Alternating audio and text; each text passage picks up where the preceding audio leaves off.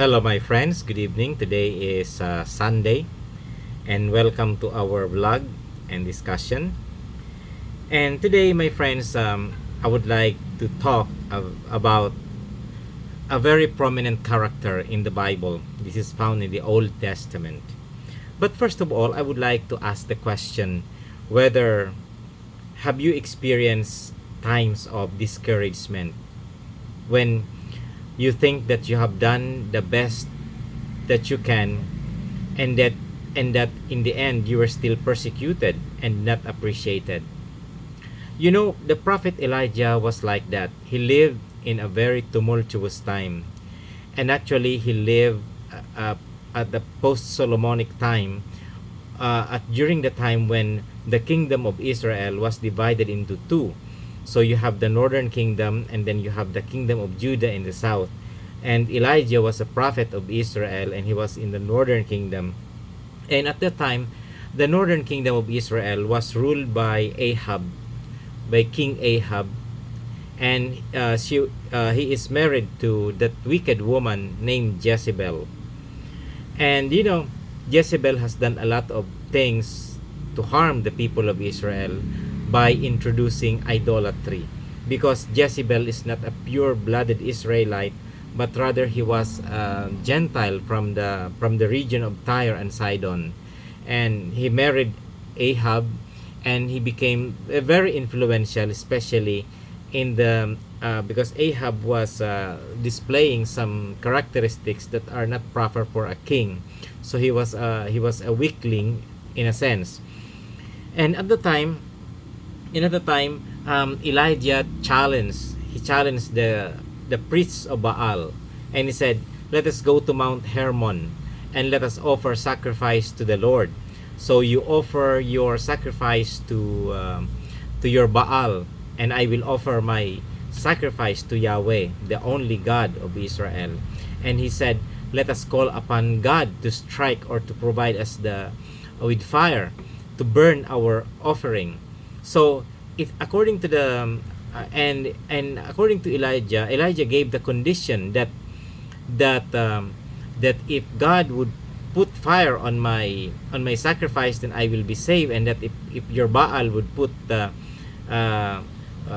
bring you fire, then you will also be saved. But if in case I do not and you do not, then we will all have to die, or we will have to be killed.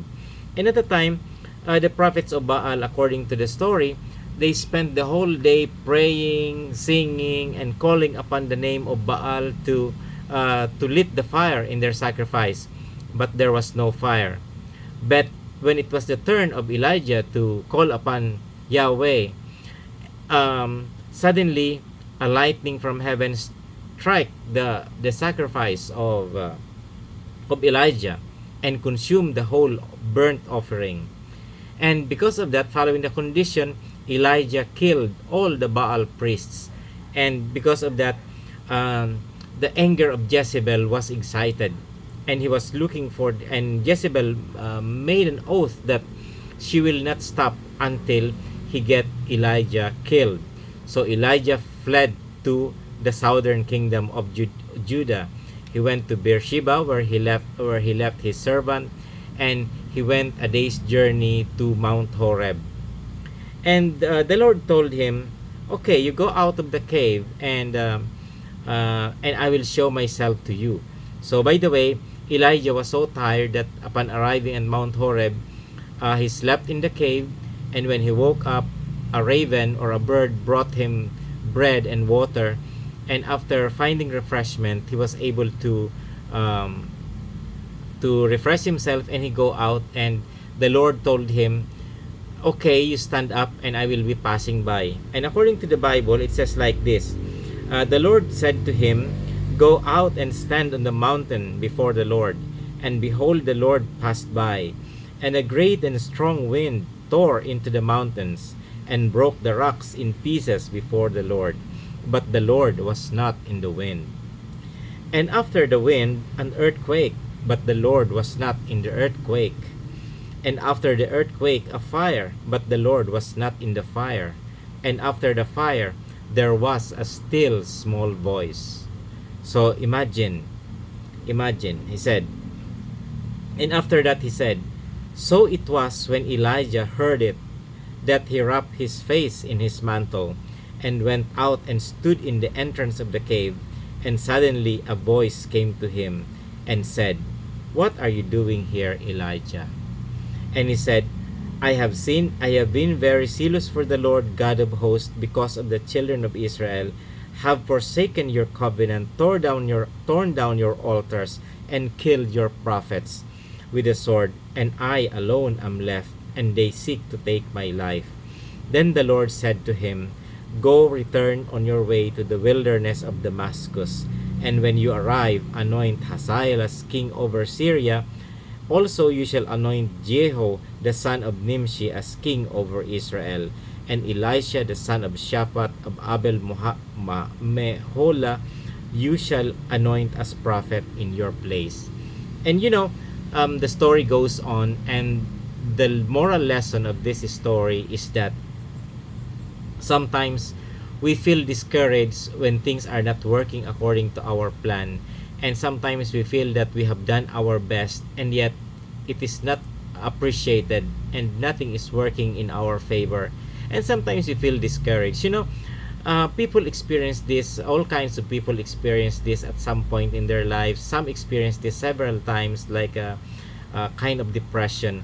But the most important thing is that we take time to take our rest, like just like what Elijah did.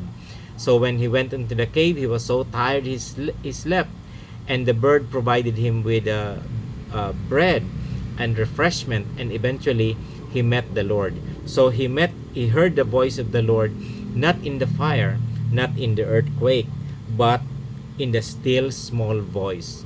And I think that if we just stop from our useless activities, from useless diversion, and begin to listen to the voice of God, we will find Him in the recesses of our heart, in the silence of our hearts. So my friends, thank you so much, and I hope that we will, in the midst of our difficulties, in the midst of hustle and bustle, we could hear the voice of God in that still small voice. All you need to do is be quiet and listen to Him and allow Him to work in your life.